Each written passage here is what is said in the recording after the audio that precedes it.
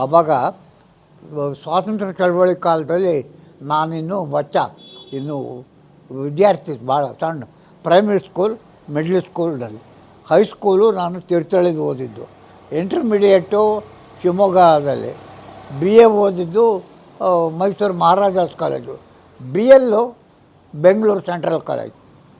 ಹೀಗೆ ನಾನು 47 ಇಸ್ವಿ ಸ್ವಾತಂತ್ರ್ಯ ಚಳವಳಿ ಕಾಲದಲ್ಲಿ ತೀರ್ಥಹಳ್ಳಿಯಲ್ಲಿದ್ದೆ. ಅದಕ್ಕೂ ಮುಂಚೆ ನಾನು ಕೋಣಂದೂರಿಗೆ ಹೋದಾಗ ವಾರಕ್ಕೊಂದು ಮೆರವಣಿಗೆ ಇದು ಎಲ್ಲ ಸ್ವಾತಂತ್ರ್ಯ ಚಳವಳಿ ಬಗ್ಗೆ ನಡೀತಾ ಇತ್ತು. ಅದರಲ್ಲೆಲ್ಲ ಭಾಗವಹಿಸ್ತಾ ಇದ್ದೆ. ಆವಾಗ ನಮ್ಮೂರಿನ ಹಿರಿಯರು ಭಾಳ ಚೆನ್ನಾಗಿ ಮಾಡಿದ್ರು ಎಲ್ಲ ಚಳವಳಿನ. ಅತ್ಯಂತ ಶಿಸ್ತು, ಸಂಯಮ ಮತ್ತು ಅಹಿಂಸೆ ಇವನ್ನು ಚೆನ್ನಾಗಿ ಮನದಟ್ಟು ಮಾಡ್ಕೊಂಡು ಮಾಡಿದ್ರು. ಅದರಲ್ಲಿ ನಾನು ಪಾತ್ರ ವಹಿಸ್ತಾ ಇದ್ದೆ. ಅದರಲ್ಲಿ ಎಲ್ಲರ ಥರ ನಾನು ಒಬ್ಬ.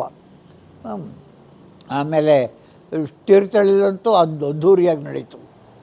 ಯಾರ ಹೆಸರು ಹೇಳೋದು ಯಾರು ಬಿಡೋದು ಗೊತ್ತಾಗಲ್ಲ. ಅಷ್ಟು ಊರೇ ಚಳವಳಿಯಲ್ಲಿ ತಲ್ಲೀನ ಆಗಿತ್ತು ತೀರ್ಥಹಳ್ಳಿಯಲ್ಲಿ. ಆವಾಗ ಅದೆಲ್ಲರ ಮುಖಂಡರು ನಮ್ಮ ಗುರುಗಳು ಗೋಪಾಲಗೌಡ ಶಾಂತವೇರಿ ಅವರ ಮುಖಂಡತ್ವದಲ್ಲಿ ಎಲ್ಲ ಚೆನ್ನಾಗಿ ನಡೀತು.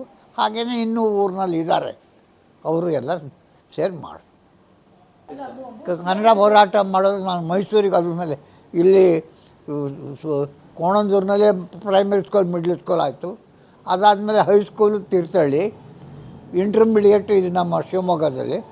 ಆಮೇಲೆ ಡಿಗ್ರಿ ಮಾಡೋದಕ್ಕೆ ಮೈಸೂರಿಗೆ ಹೋಗ್ಬೇಕಿತ್ತು. ಆವಾಗ ಡಿಗ್ರಿ ಕಾಲೇಜ್ ಆವಾಗ ಹೇಗಿತ್ತು ಅಂದರೆ, ಊರಿಗೆ ಗ್ರಾಮಕ್ಕೊಂದು ಪ್ರೈಮರಿ ಸ್ಕೂಲು, ಹೋಬಳಿಗೊಂದು ಮಿಡ್ಲ್ ಸ್ಕೂಲು, ತಾಲೂಕಿಗೊಂದು ಹೈಸ್ಕೂಲು, ಜಿಲ್ಲೆಗೊಂದು ಡಿಗ್ರಿ ಇಂಟರ್ಮೀಡಿಯೇಟ್ ಕಾಲೇಜು ಹೀಗಿತ್ತು.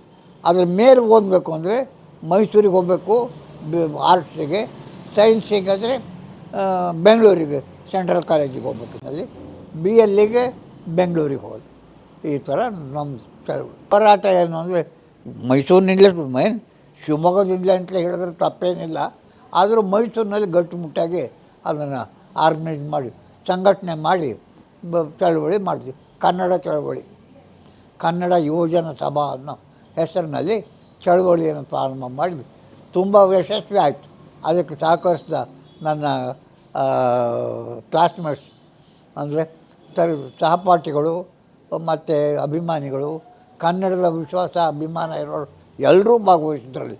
ಅವರು ಇವ್ರನ್ನ ಬೇಲನೇ ಇಲ್ಲ. ಹಾಗಾಗಿ ಅದು ಒಂದು ರೂಪಕ್ಕೆ ಬಂತು.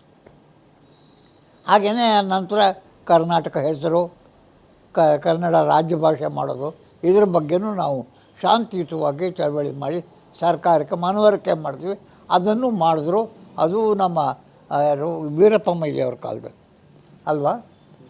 ವೀರಪ್ಪ ಮೊಯ್ಲಿಯವರ ಕಾಲದಲ್ಲಿ 100ಕ್ಕೆ 100 ಕಾರ್ಯಗತ ಮಾಡಿದ್ರು. ಅದಕ್ಕಾಗಿ ಅವ್ರಿಗೆ ನಾವು ಎಂದೂ ಮರೆಯೋಕ್ಕಾಗಲ್ಲ. ಅವರಿಗೆ ನಮ್ಮ ಕೃತಜ್ಞತೆಗಳು. ಉದಾಹರಣೆ ಉಳುವವನೇ ಹೊರದೊಡೆಯ ಅನ್ನೋದು ನಮ್ಮ ಮುಖ್ಯವಾದ ಸ್ಲೋಗಾನ್, ನಮ್ಮ ಘೋಷಣೆ. ಅದನ್ನು ಕಾರ್ಯಗತ ಆಗಿದ್ದು ನಾವು ಶಾಸನಸಭೆಯಲ್ಲೇ ಇದ್ವಿ. ದೇವರಾಜ ಅರಸರು ಚೀಫ್ ಮಿನಿಸ್ಟರ್ ಆಗಿದ್ದಾಗ ಆ ಕಾಯ್ದೆಯನ್ನು ಜಾರಿಗೆ ತಂದು ಉಳುವವನೇ. ಅಯ್ಯೋ, ಅದು ಹಳ್ಳಿಯಿಂದ ಜನ ಕಿತ್ತೆದ್ದು ಬರೋರು ಎಲ್ಲ. ಅವರು ಜಾತಿ ಪಾತಿ ಎಂಥದ್ದು ಇಲ್ಲ, ಬಡವರೆಲ್ಲ ಒಂದು ಪಾರ್ಟಿ. ಅದೇ ಗೋಪಾಲಗೌಡ ಶಾಂತವೇರಿ ಅವರು ಅದು ಪ್ರಾರಂಭ ಮಾಡೋದು, ಸೋಷಲಿಸ್ಟ್ ಪಾರ್ಟಿ. ಅಲ್ಲಿಂದ ಪ್ರಾರಂಭ ಆಗಿದ್ದು.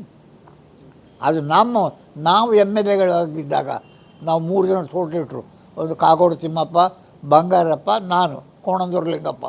ನಾವು ಎಮ್ ಎಲ್ ಎಗಳಾಗಿದ್ದಾಗಲೇ ನಮ್ಮ ಕಾಲದಲ್ಲೇ ಅದು ದೇವರಾಜ ಹೆಸರು ಮುಖ್ಯಮಂತ್ರಿಗಳಾಗಿದ್ದರು. ಅವ್ರಿಗೆ ಮನವರಿಕೆ ಮಾಡಿದ್ವಿ. ಅವ್ರ ಕಾನೂನು ಮಾಡಿದ್ರು, ಉಳುವವನ ಹೊರದೊಡೆ ಆಯಿತು. ಅದರಿಂದ ನಮಗೆ ಭಾಳ ಸಮಾಧಾನ, ಸಂತೋಷ ಎಲ್ಲ ಆಯಿತು. ಇನ್ನೂ ಬಿಡಿ ಕನ್ನಡ ಚಳವಳಿ ಬೇರೆ ಮಾಡ್ತಾನೇ ಇದ್ವಿ. ಅದು ಮಾಡಬೇಕಾದ್ದು ಇನ್ನೂ ಒಂಚೂರು ಇದೆ, ಇರಲಿ ಬಿಡಿ, ಏನು ಪರವಾಗಿಲ್ಲ. ನಮ್ಮ ಅಕ್ಕಪಕ್ಕದ ರಾಜ್ಯಗಳಲ್ಲಿ ನೋಡಿದ್ರೆ ಗೊತ್ತಾಗುತ್ತೆ. ಅವರು BTS ಬಸ್ಸು, ಸರ್ಕಾರಿ ವಾಹನಗಳು, ರಾಜ್ಯಪಾಲರಿಂದ ಹಿಡಿದು ಗ್ರಾಮ ಪಂಚಾಯಿತಿವರೆಗಿನ ಸರ್ಕಾರಿ ಬಸ್ಗಳು ಏನಿದ್ದಾವೆ ಅವೆಲ್ಲವಕ್ಕೂ ನಂಬರ್ ಇಲ್ಲವಲ್ಲ.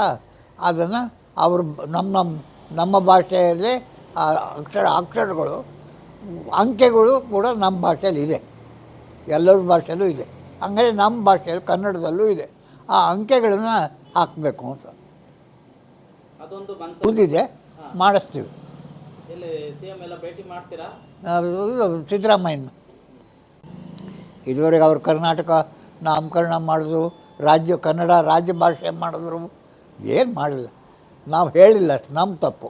ಅದು ಅವ್ರಿಗೆ ಹೇಳ್ತೀವಿ, ಹೇಳಿ ಮಾಡಿಸ್ತೀವಿ. ಕನ್ನಡ ಅಂಕೆಗಳನ್ನು ಉಪಯೋಗಿಸೋರು ಯಾವೋ ಭಾಳ ಕಷ್ಟ ಆಗುತ್ತಂದರೆ ಕಷ್ಟ ಆದರೂ ಕಲಿಬೇಕು. ನಾವು ಅಕ್ಷರ ಕಲ್ತಿಲ್ವಾ? ಹಾಗೇ ಅಂಕೆಗಳನ್ನು ದೊಡ್ಡವರೇ ಕಲಿಬೇಕೀಗ. ಕಲಿತು ಏನು ದೊಡ್ಡ ವಿಷಯ ಅಲ್ಲ.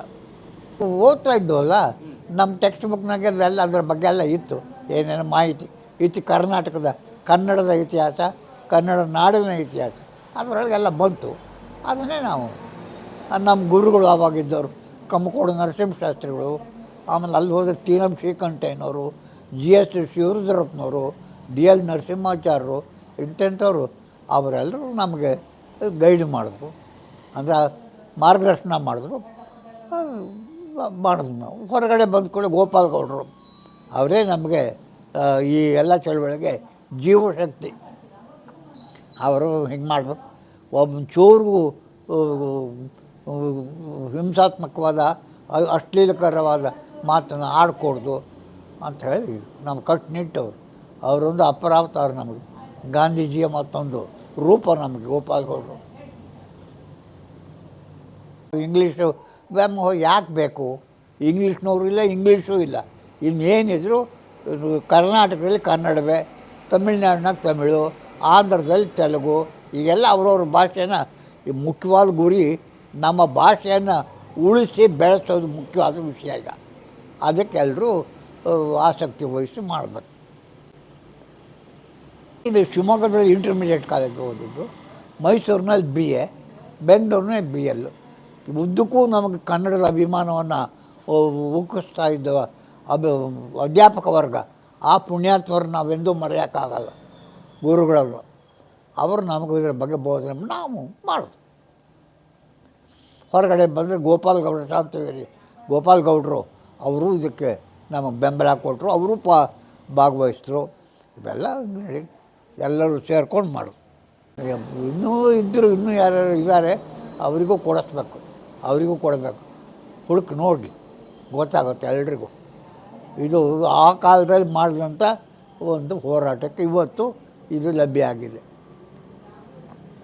ಇದನ್ನು ಕೊಡ್ತಾ ಇರೋ ಸರ್ಕಾರಕ್ಕೆ, ಅದರ ಮುಖ್ಯಮಂತ್ರಿಗಳಿಗೆ ಸಿದ್ದರಾಮಯ್ಯನವರಿಗೆ ನಾನು ಕೃತಜ್ಞತೆಯನ್ನು ಅರ್ಪಿಸ್ತೀನಿ. ಏನು ಮಾಡಿಲ್ಲ, ಮೊದಲು ಅದೊಂದು ಮರೆತು ಬಿಟ್ಟಿದ್ದು, ಈಗ ನೆನಪಾಗಿದೆ. ಅದೇನಿದೆ ಅಂಕೆಗಳು 1, 2, 3, 4, 9ರವರೆಗೆ ಕನ್ನಡದಲ್ಲಿ ಭಾಳ ಸುಂದರವಾದ ಅಂಕೆಗಳಿದ್ದಾವೆ. ಸರ್ಕಾರಕ್ಕೆ ಸಂಬಂಧಪಟ್ಟಿದ್ದು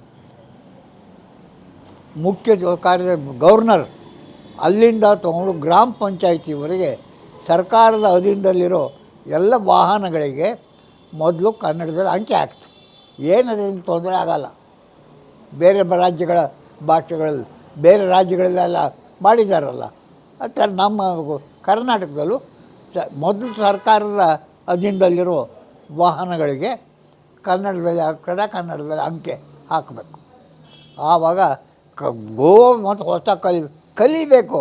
ಇಲ್ಲಿ ಈ ರಾಜ್ಯದಲ್ಲಿ ಕರ್ನಾಟಕದಲ್ಲಿ ಇರಬೇಕು ಅಂದರೆ ಕಲಿಬೇಕು. ಅಲ್ಲೆಲ್ಲ ಮಾಡಿಲ್ಲ ಅವರೆಲ್ಲ, ನಾವೇನು ಹೊಸಬರು ನಮಗೆ.